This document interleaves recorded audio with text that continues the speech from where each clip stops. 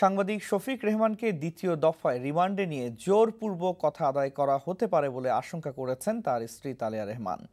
শফিক রেহমান গুরুতর অসুস্থ উল্লেখ করে রিমান্ডের নামে নির্যাতনের ফলে তার জীবনহানি হতে পারে বলেও আশঙ্কা প্রকাশ করেন তালেয়া রেহমান। সকালে রাজধানীর ইস্কাটনে শফিক রেহমানের বাসভবনে এক সংবাদ সম্মেলনে তিনি এই আশঙ্কা প্রকাশ করেন। সজীবদের জয় ও তার মাননীয় প্রধানমন্ত্রী সহ সরকারের উচ্চ পর্যায়ের নেতৃবৃন্দ শফিক রহমান সঙ্গে যেভাবে এক পেশে অসত্য বিকৃত তথ্য উত্থাপন করছেন তাতে আমি অত্যন্ত শঙ্কিত যে এ মামলার তদন্ত কাজ সঠিক পথে এগোবে কিনা এবং আমরা ন্যায় বিচার পাব কিনা। আমি আরও বেশি শঙ্কিত যে তাদের বক্তব্য সত্য প্রমাণের জন্য শফিক রহমানের মুখ দিয়ে তা বলাতে রিমান্ডের দ্বিতীয় দফায় তার উপর আরও অধিক অমানবিক নির্যাতন করা হবে কিনা।